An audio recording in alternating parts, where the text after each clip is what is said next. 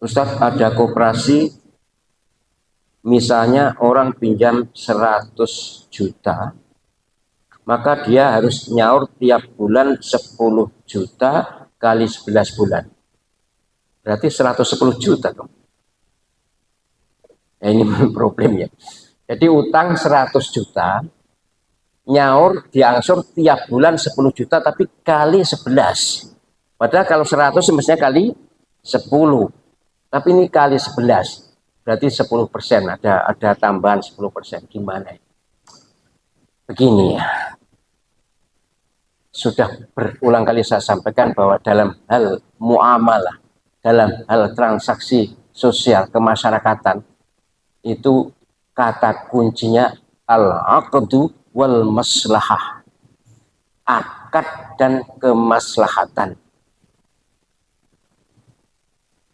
Tukar uang satu lembar ratusan ribu ditukar dengan 2 ribuan, tapi 2 ribuan itu 95 ribu atau 96 ribu dipotong.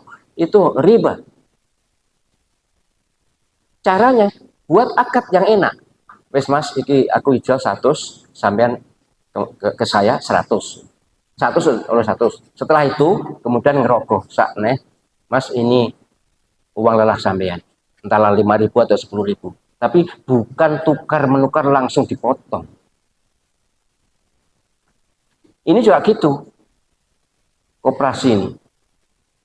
Ya memang katanya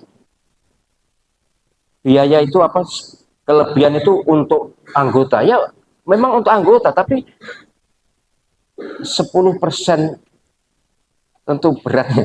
Ya saya tidak tahu berat atau tidak, bagi orang yang butuh memang tidak berat sih. Tapi secara umum menurut ilmu ekonomi 10% 1 tahun atau 11 bulan, apa berat atau tidak, tapi yang jelas begini, bagi saya yang penting bagaimana nyiasati akad ya. Nyiasati akad. Jadi kalau bisa baik sampean utang 100 juta, kembalikan 100 juta, tapi Nabi bersabda ya gitu. Karena gak diengolok nih. Nabi bersabda bahwa sebaik-baik penghutang adalah yang kalau mengembalikan dilebihi. Itu kira-kira mempan warai.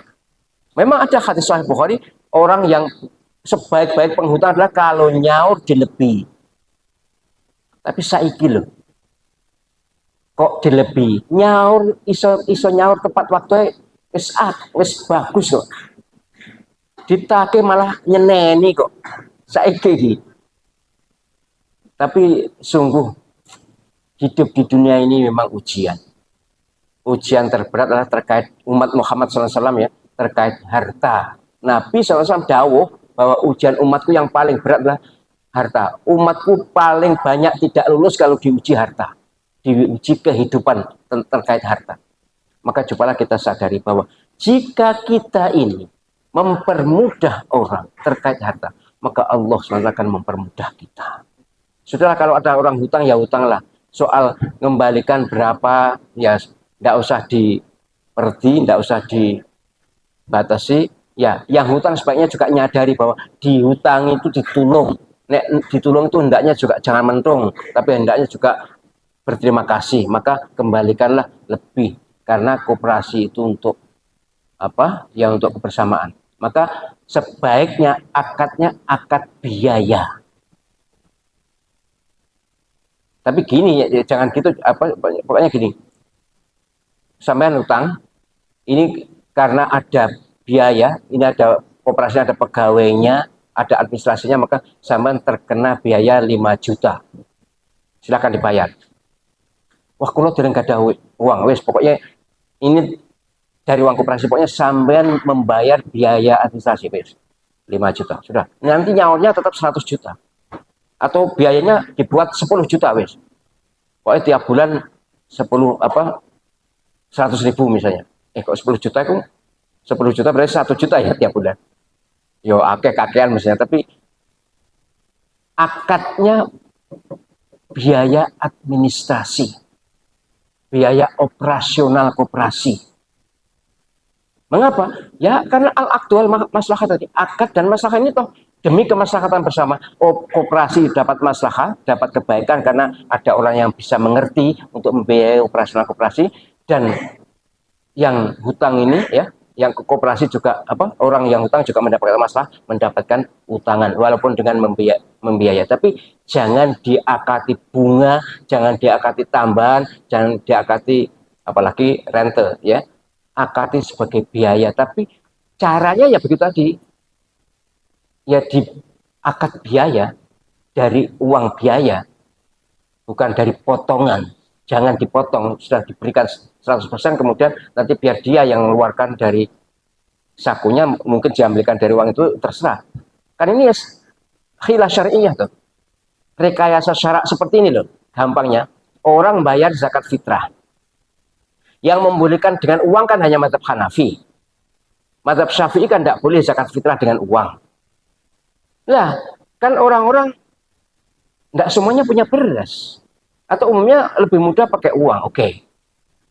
Mazhab Syafi'i membolehkan dengan cara begini. Orang yang punya uang tadi datang ke Amil, membeli beras di Amil. Uang itu dibelikan beras dari Amil itu, porsi zakat ya 3 kilo ya. Kemudian setelah diberi, uang diterima, dan sudah beli beras tadi, beras itu dizakatkan kepada Amil ini. Jadi zakatnya bukan uang tapi beras. Nah kalau mazhab Hanafi enggak, membawa uang, ini uang senilai 3 kilo, saya zakat fitrah langsung. Podo kan jani. Sebenarnya sama, tapi yang mazhab Syafi'i pakai khilaf syariah, direkayasa supaya akadnya bukan akad zakat pakai uang, tapi akad zakat pakai beras. Ini sama, yang penting hati ini tetap dalam rangka taat kepada Allah Subhanahu wa Ta'ala. Baik, sementara itu ya, nanti setelah